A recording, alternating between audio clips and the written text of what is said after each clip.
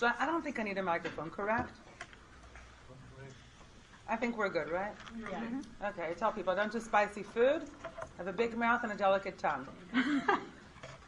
I'll make a note of it. Thank you. Brich Rachamana Malka de Alma. Ima Ila'a. Blessed One, Divine Mother, Creator of all. Thank you. Thank you for this day. Thank you for the gifts of my life. Thank you for being in this day which completes my lunar 51st year.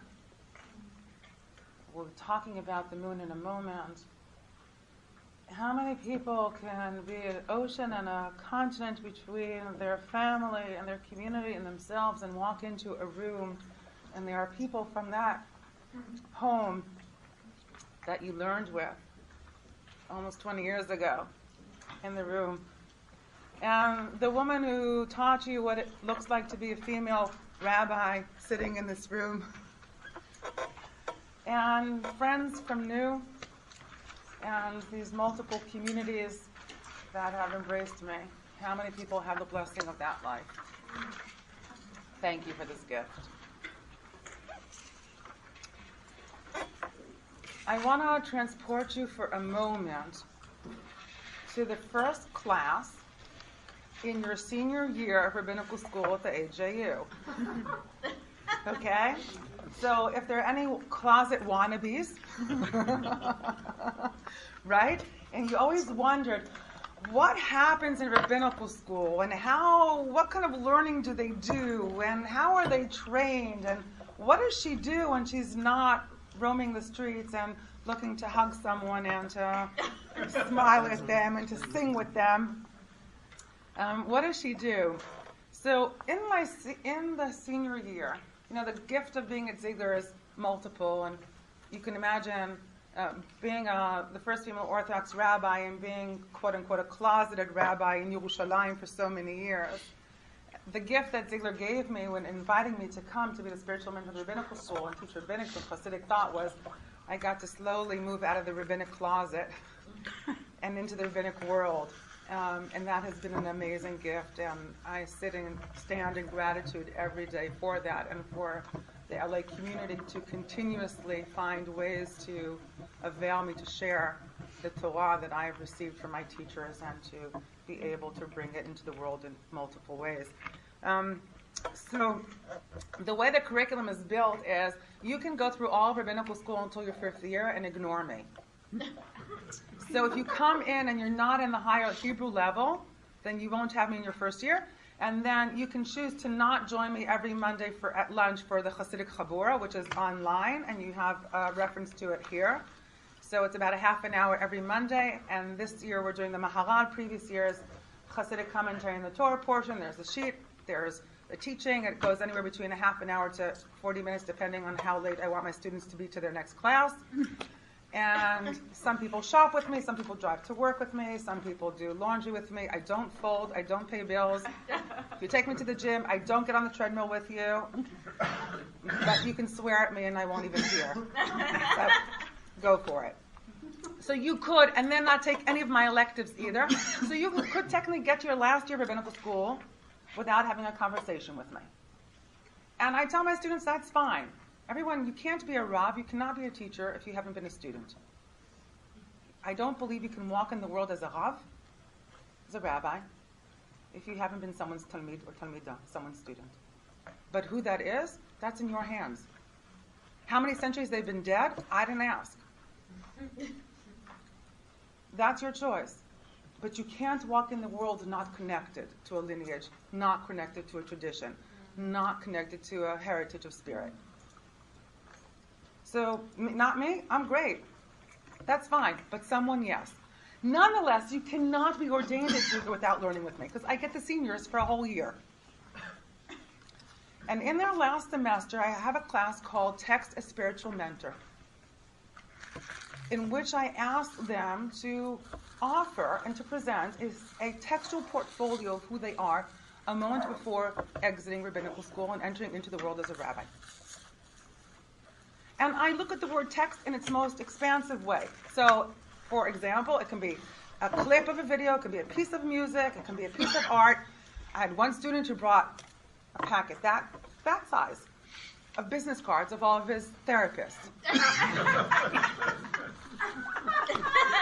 All right. Okay, one brought it once an image of a diagram of the eye, because there's a certain nerve in the eye that focuses one's vision. And that's the paradigm with which he walks in the world. So that's how broad the text is. I, in the first 2 classes, bring my covenantal texts and share how I became what I became and what feeds me and what sustains me. And when thinking about God's vision and what was God's vision when God created the world, and how does that impact the way we walk in the world, and what kind of questions we ask in the world, right? And some of it we've shared this week, and you'll have to excuse me for sharing again some of the pieces of what we talked about earlier. There was a panel on Monday night on the future of orthodoxy and how open does orthodoxy need to be. And I said at one point, I don't need orthodoxy to be open. I need orthodoxy to be honest and courageous. I need us to be honest and courageous when living a life of partnership with God. So that is also my assumption, that we live a life of partnership with God. So, and I shared a story that I think maybe for today will be a good way to enter into the text that we're going to look at together. I'm going to walk us through it for about 15, 20 minutes. I'm not really good with time, but I know you have to get back to work, so I'm going to try to be good with time. I was born in the car on the way to the hospital, so usually since then I'm late, because I say being early never served me. But I want to share the story for a moment. A rabbinical student walked into my office last year. It was like a couple of weeks before the end of the semester. It was a student who kind of like orbits around me, and there are always a handful of those. They orbit around me, but is the fire a warming fire or a consuming fire? And there's always the trepidation and fear. Okay? So, and those are the ones I actually keep my claws on from a distance. Like I never let them disappear, and I kind of just watch them. And every time I'm like the Black Widow. Like every time I can kind of pull them into my web. So one day he walks by my office. That's why I keep my office door open. Hey, dear one, what's doing? And it kind of like there's a moment of pause, and he kind of like steps back, right? Because he thought he got by the door safely.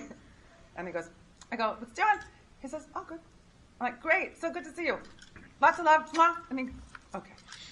And then 3 hours later, he walks back and he says, Remy, can we talk for a second? I said, sure, what's going on? I'm like, He said, this was like the joke of all jokes.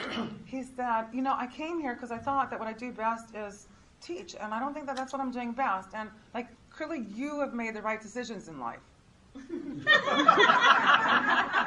Okay, way too many people here know me. I'm thinking, are you crazy? I made the right decisions. Like, well, I'm sitting with you, so obviously I made the right decision in life. So he said, this isn't what I do best. I said to him, dear one, I want you to know one thing. The word best is not a word that appears in my vocabulary. Commitment, devotion, service. Commitment, devotion, service. Those are my criteria for the choices I make in my life and the way I live my life. Not best. I said, and I'll tell you why not best. Not best because when I look at the world, the God that I believe in, this isn't God's best. The God that I believe in, the world should be, could be, needs to be, has to be a better world. The God that I believe in, when I look at the world and I see the suffering and I see hunger and I see violence and I see devastation and I see pain and I see abuse, this is not God's best. Sorry. Not God's best. So therefore, I have to understand for me, for myself, that best isn't the criteria for how I'm going to live my life. But when living a life of partnership with God and living a life in which there is a vision that pulls me forward, commitment, devotion, service. Those are the words I'm going to choose, not best. So even though he thought that was going to help him leave rabbinical school, he's still happily with us. This teaching, which actually starts on the second page, is built on a teaching from Rav Kook. Harav Avraham Yitzchak HaKohen Kook left the world in 1935, and it is a teaching which is, I learned this in my teens, and the only thing I regret about this text is I don't remember who I learned it with. I remember where I learned it with. I learned it at Geshe, which is a movement that bridges observant and non-observant high school kids. I don't like saying Orthodox and secular. I don't like either of those two words. So I'm going to say observant and non-observant. Observant, observantly challenged. I don't know which one is the challenge here. And this teaching is where I start my covenantal text, and this teaching is the one that I want to say haunts me throughout my life and holds me throughout my life and defines so much of who I am and what I do in my life, and how I became the first female Orthodox rabbi, how I wake up and how I get out of bed every morning. Rav Kook often will open and close with a pasuk, with a verse, which in a sense is like any good poem, and this I also learned in high school. The only thing I really totally hold on to since high school is a good poem. You can read the first line and the last line, and everything in between is commentary. Okay, so if you look for a moment at the Hebrew, and you have also in English, but I want you to look at the Hebrew for a moment, and regardless to what level of Hebrew you have, if you have no Hebrew, that's fine. And I always will bring you the sources in their original, because I do believe that our soul never forgets what our eye sees. And in 20 years from now, there's going to be a word that's going to pop into your dream, and you're going to say, where was that from? And it's going to be from here, because our soul doesn't forget what our eye sees. So if you see the first three words on line number 1 is V'ani betoch hagola. I am in exile. And if you look at the bottom, all the way at the end, on line 25, there's a verse that is quoted that starts on the last three words on line 24, V'yadatem ki ani Hashem Elokechem, and you shall know that I am Hashem your God, who takes you out of the land of Israel, who takes you out of the land of Egypt, Hamotzi etchem me'eretz Mitzrayim, takes you out of Egypt. I know Purim is like just tomorrow, Sunday. Breathe. If you haven't gotten your Mishloach Manot ready yet. You have until Saturday night, Sunday? Right? But that means, Purim means Pesach is just around the corner. Okay, so and you shall know that I am your God, that takes you out of the land of Egypt, to be your God. Ani Hashem. I am God. I want you to see. It begins with I am in exile, and it ends with I am God. Now, truth be told, that's the whole story. The story is, how do we move from being in exile to actually being masters of our life and masters of who we are? And how did it come to be? Was there a moment when we were this divine voice? And how did it happen that we are now in exile? And what Rav Kook is going to do in this paragraph, and you have an English translation, is to walk us through how that process happens. How do we lose sight of our vision? How does that happen to us? Those of us who are challenged, who are foodly challenged, we start every day saying, today I'm going to eat well. How far does that go? I was good. You see, I only had the tuna fish. I didn't have the bread. But then I had half a cookie. But hello, I only had half a cookie. And I chose the half that had multiple chocolate chips and less dough. Chocolate is a vegetable. That's why my half had no chocolate. And that's because you love me. You're making me look good. So that is the deal. How does it happen to us? Do we have that vision? How did we lose it? How do we gain it back and reclaim it? That's Rav Kook's question. He's saying the state that we're in is V'ani b'toch hagola. Now the verse is actually from the prophet Ezekiel, who is making a geographical statement. I'm standing in exile. But for Rav Kook, it's a state of consciousness. The I, the self, is alien, is foreign.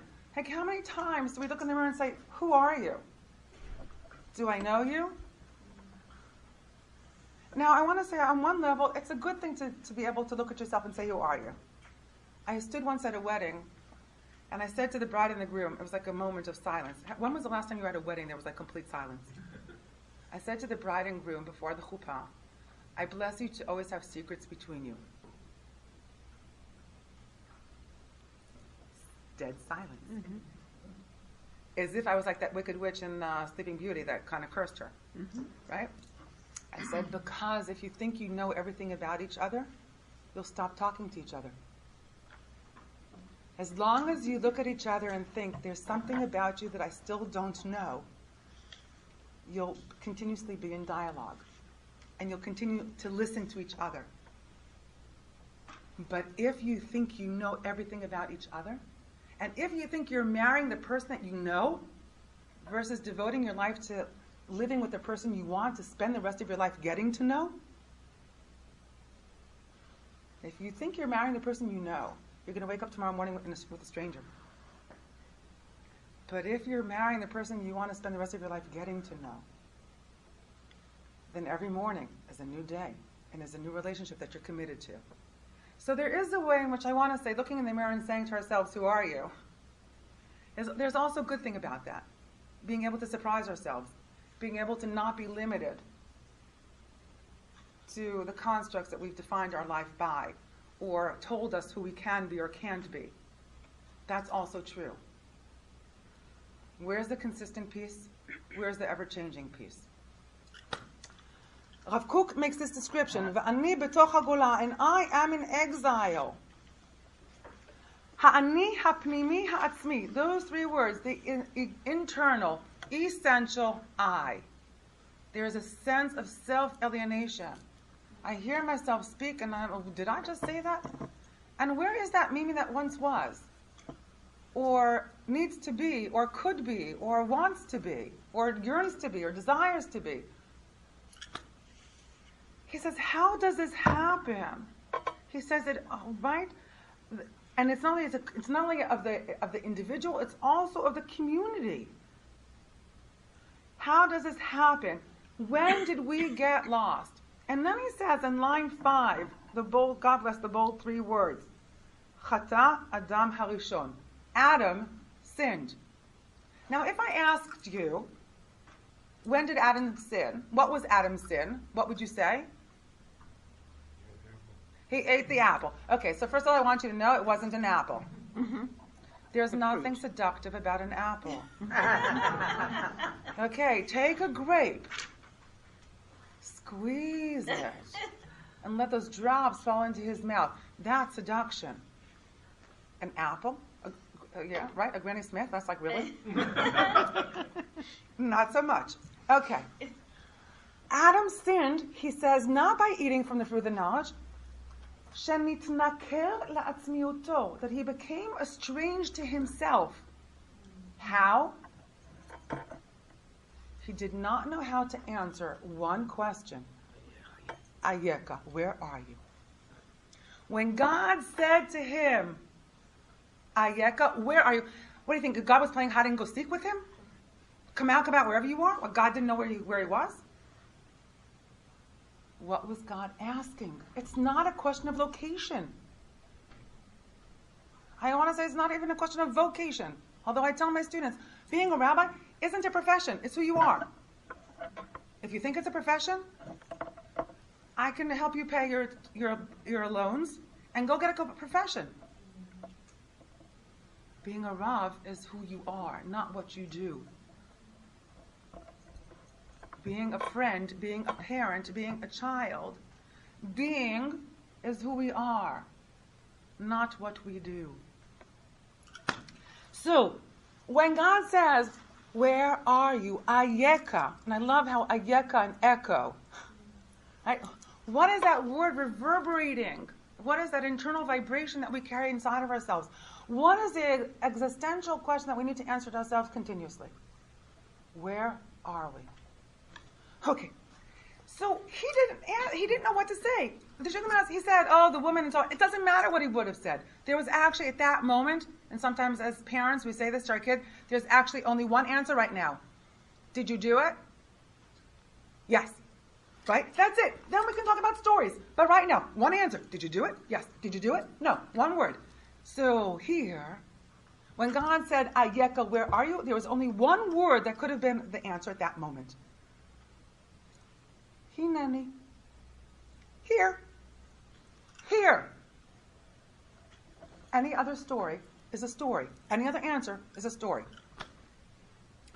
So the Rav Kook is going to ask us, how did Adam HaRishon know? How did Adam know to not be honest? Where did he learn this from? You know the thing that kids learn everything from their parents? Except for when I was 2.5, I turned around in the car and said to my grandmother, Grandma, you know, Mommy doesn't like you. And my mother was like a daughter, not a daughter-in-law to my grandmother. That was like the crazy thing.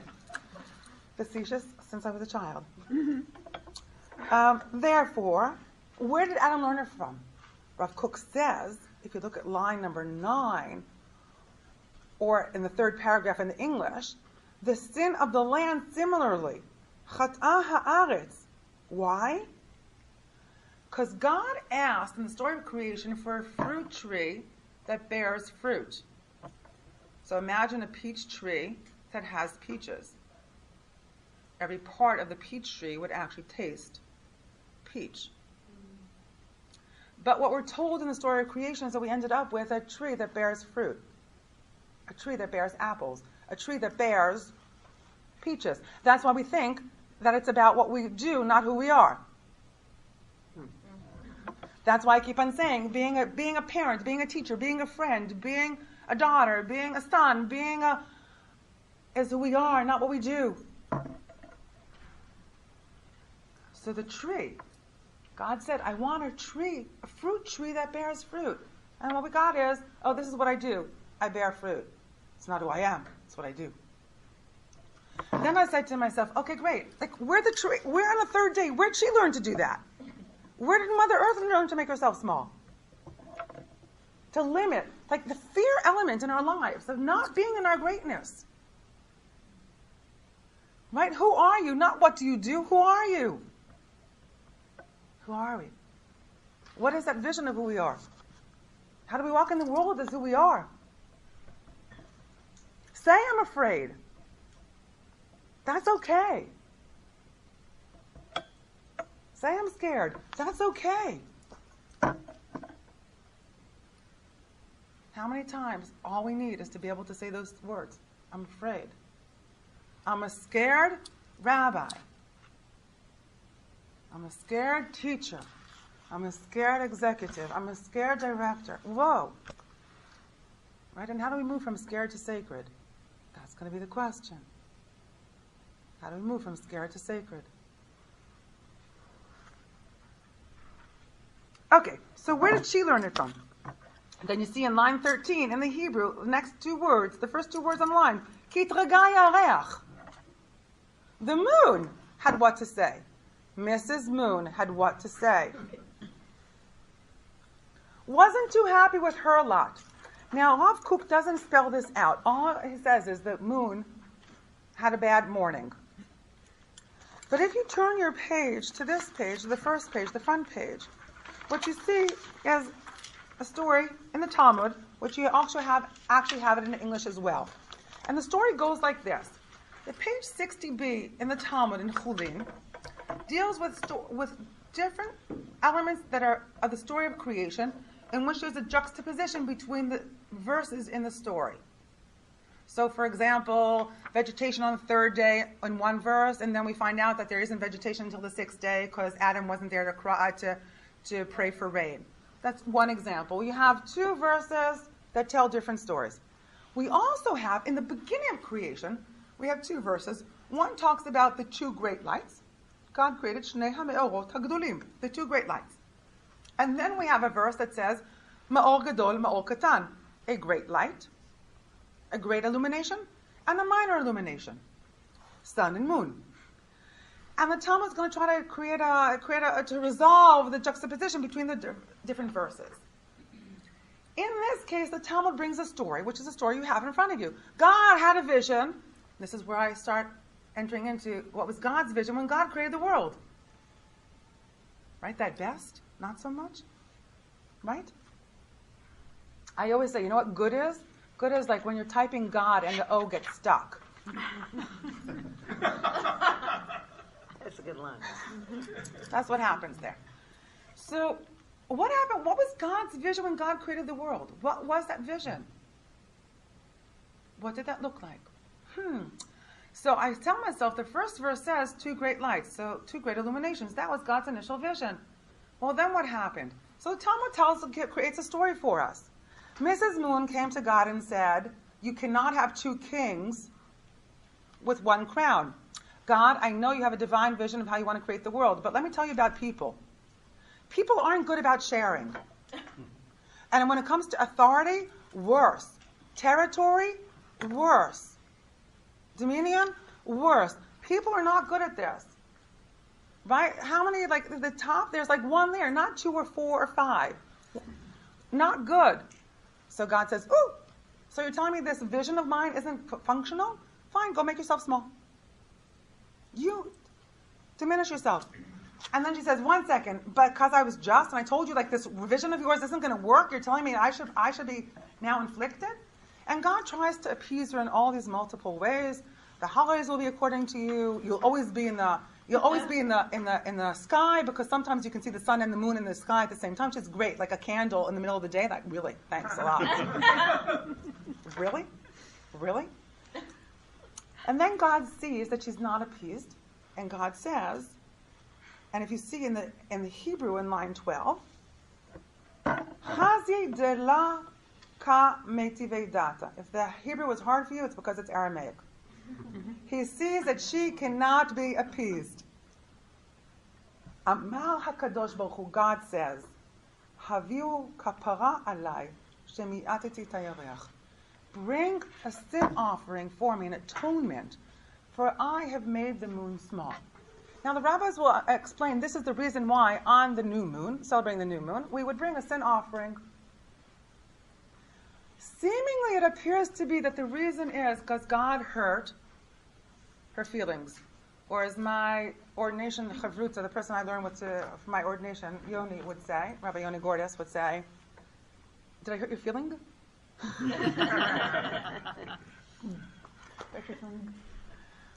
God hurt her feeling. But the way I want to read this is, God says, bring a sin offering for me. Because I made the moon small. Because when Mrs. Moon came to me and said, people can't live this way, what I should have said is, deal. This is my vision. The world that I want to create, the world that I believe in, is one of partnership, of 2 great lights. We don't need to diminish each other in order to shine. On the contrary, we need partnership to shine. Partnership of 2 great illuminations. And when she said not functional, he lost for a minute, she lost for a minute her vision of a world of 2 great illuminations. And now we're living a life of these ongoing splits between holy and not holy, between genders, between nationalities. We're continuously in this split. Who am I? What am I doing? What am I meant to be doing? Who should I be doing? Parts in ourselves that we think we need to cut down, a part of who we are, so that another part of ourselves can manifest? What does that mean? I am in exile. So the trees learned it. I want to say, Adam learned it from the trees. And the trees learned it from the moon. From God. For a moment, losing God's vision of the 2 great lights.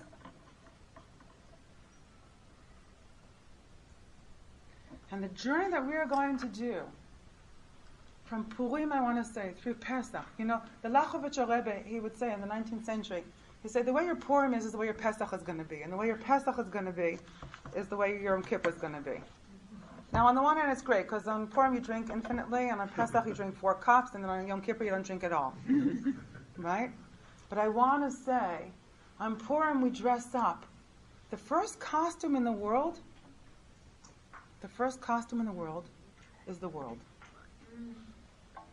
This is God's costume. This is how she chose to manifest. And if we can walk in the world, Purim is the day that we walk in the world. And maybe we have courage to reveal a part of ourselves that normally we don't. Maybe there's something we need to say that we now can mask so that we can actually say.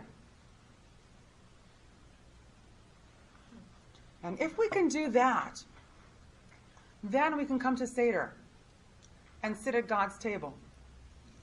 Those of us who had the gift of learning with Rabbi Miki Rosen, a blessed memory, the 3 words for him for Pesach were Atacha derachamana samchinan.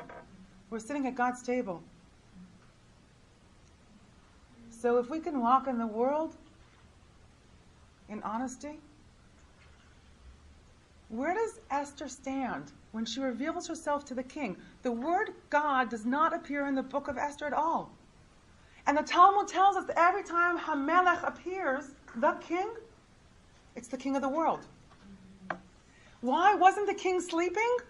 Because it was Seder night and everyone was fasting. And when she approaches, she stands in the inner courts of the king. She's standing in front of the Talmud tells us in front of the one and only. So if we can walk in the world with this integrity, then we consider God's table. That's Pesach. And if we consider God's table, then on Yom Kippur we can actually be that high priest that walks into the Holy of Holies and has a moment of complete intimacy with the divine. But it starts this coming week. It starts Saturday night, Sunday. It starts on Purim. It starts on being willing to say, no longer ani b'toch hagolah. No longer I'm in exile. It's being able to answer ayeka with courage and honesty. It's being able to say, where are you? With courage and honesty. And I also do want to say, hineni, well, it's a lifetime to get to that. But if we can't say it today, it doesn't mean we can't say it tomorrow. Or if we can't say it, can we at least hear it in our inner ear? Or can we eavesdrop? Stand close to someone who can say it, to hear what it sounds like. Put ourselves in life experiences that avail us to come close to what that can be. And I want to say, I don't know is an invitation to God to be in relationship. Because I don't know is an open answer. Sometimes we need to stay with our questions because that avails us to stay in relationship and the communication over. And I don't know, and for me, is the one answer that keeps the conversation open.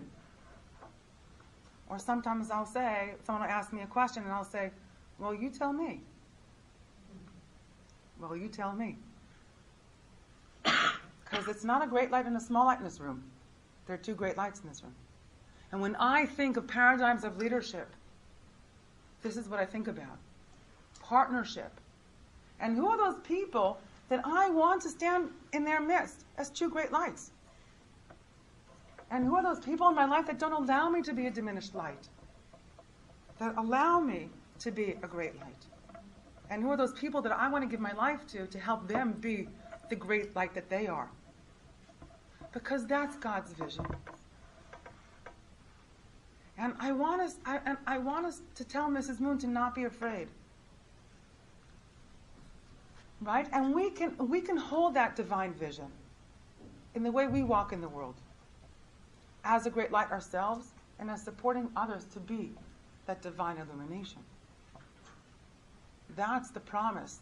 And when God looks down into the world, looks upon the world, it's like, wow, I didn't have to be afraid. I created a world that could actually partner with me in my vision.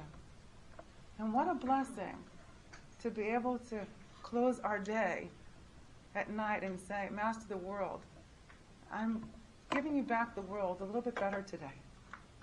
The world I received, the world I'm giving you back, it's not the same world. It's the story that's told about the Ruchanit. One brother said about his brother, my brother's so great that every day God gives him the world, and at the end of the day, he hands it back to God.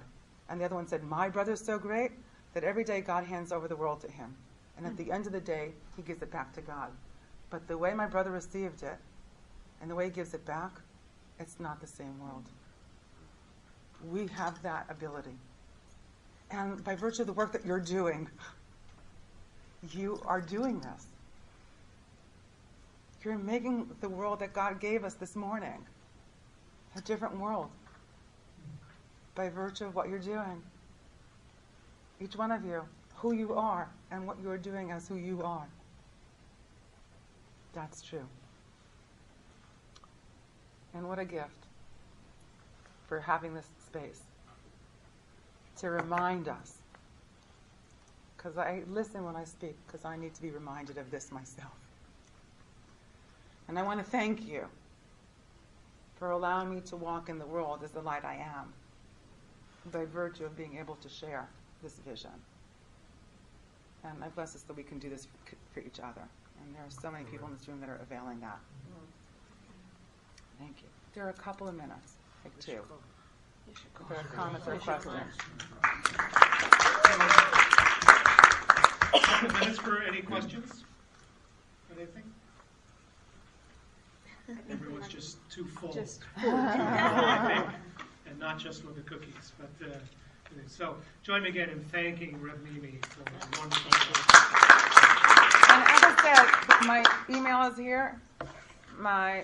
So please feel free to use it. I don't answer immediately. God and me, we don't answer call waiting. I walk in God's image in that. But nonetheless, there's an email here, there's a podcast here, there are ways to continue to learn together. Where's the podcast? Yeah, where's the podcast? It says, when you go to zieglertorah.org and click on my name, Okay. that's where it is. Okay. And I think you can sign up actually through iTunes. It'll send you there, and it'll come down every week on a regular basis. I teach on Mondays. Usually by Thursdays it's posted. Previous years there was a Torah portion. This past year I actually was doing the Maharal on Pirkei Avot, on the ethics of fathers. So that is timeless in terms of the organization of it. And they're, like, as I said, anywhere between 25 and 40-minute pieces. I'm contemplating next year to do Rabbi Nachman of Breslov, and that again won't necessarily be on the Torah portion. So that's what I'm saying. And you can go years back and find other as well. So that's the way to continue. Thank you. Thank you. Just one piece of housekeeping. Because of Passover, we will not have